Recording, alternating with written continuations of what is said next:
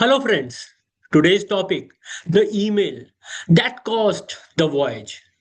Sometimes the most expensive mistake isn't made on the bridge, it's made at the operations desk. It's 0705 hours, Singapore time. The vessel was exactly where she was supposed to be. Pilot boarding in 23 minutes. Main engine on standby. Cargo documents ready. The master looked out through the bridge window. Calm sea, clear visibility. Everything had gone according to the plan. Then the satellite phone rang. Captain, we have got a problem. The master expression changed. The charters has rejected your notice of readiness. For a few seconds, nobody spoke. The vessel had arrived on time. The berth was available. Cargo was ready. The crew had executed the voyage professionally. So, what went wrong? The answer wasn't on the bridge. It wasn't in the engine room. It wasn't even at the port. The mistake had happened nearly 3 weeks earlier, thousands of miles away, inside a busy operations office. An operator was managing 6 vessels. His screen was filled with over 200 unread emails. The phone kept ringing. The weather routing team wanted a decision. The bunker supplier was waiting for confirmation. Accounts wanted invoice approval.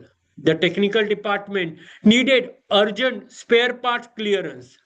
Charter were asking for updated ETAs. Everything looked urgent. Everything demands attention. So he did what most people do under pressure. He reacted. One email after another, one phone call after another, one problem after another, until one small email disappeared into the crowd. It was only 3 paragraphs long. It asked for confirmation on revised notice of readiness wording under the charter party. The operator thought, I will reply later. Later never came. 3 weeks passed. The vessel continued her voyage. The crew navigated safely through changing weathers. The chief engineer kept the machinery running flawlessly. The master maintained schedule. Everyone believed the operation was under control. But hidden beneath that successful voyage was one silent risk. Not bad weather, not machinery failure, not crew performance, just one overlooked decision. And like many problems in shipping, it remains invisible until money become involved. Here is what many people misunderstand about shipping. Commercial losses rarely begins when the claim arrives. They begins much earlier. When attention is divided, when priorities become blurred, when every task treated as equally important. Shipping today doesn't suffer from lack of information. It suffers from too much information competing for too little attention. More emails, more meetings, more reports, more WhatsApp messages, more performance dashboards, more approvals. The real danger isn't workload. The real danger is losing the sight of the critical few decisions that protect the voyage. Because no operator can change 100% attention to 100 different priorities at the same time. And that's where operational excellence quietly begins to disappear. At first glance, it looked like a documentation problem, but it wasn't. It wasn't even a notice of readiness problem. It was something much deeper, a problem that affects almost every shipping company today. Operational overload. The voyage wasn't lost because people don't care. It was lost because people were buried under unnecessary complexities. And that's where the real lessons begins. The charters weren't questioning the vessel. They weren't questioning the master. They weren't questioning the crew. They were questioning one sentence. The notice of readiness had been tendered using an older wording. Weeks earlier, the charter party had been amended, but the revised clause was never communicated clearly to the vessel. Commercially, that changed everything. Lay time didn't start when everyone expected. The clock kept running, the vessel waited, emails multiplied, lawyers were copied, owners defended their position, charters defended theirs.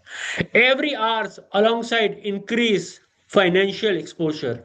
The irony, the crew had done everything right.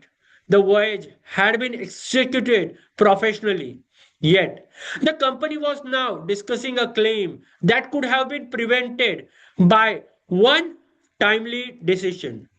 A few days later, the operations manager gathered the team. Nobody was blamed. Instead, he walked to the whiteboard and write three questions.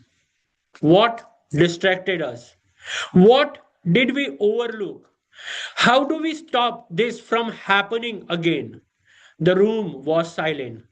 Finally, one experienced operator spoke. We don't have a people problem. We have a attention problem. That sentence changed the discussion. They realized they weren't failing behind. They lacked knowledge. They were falling behind because every task looked urgent. Every email demanded an immediate reply. Every phone call interrupted critical thinking. Every new report added another layer of complexity. The team had confused being busy with creating value. From that day, they changed the way they worked. Every morning, before opening email, each operator identified the three operational decisions that would have been the greatest impact on voyage, safety, and commercial performance. Everything else waited. They simplified reporting. They removed duplicate spreadsheets. They reduced unnecessary meetings. Most importantly, they stopped reacting to everything.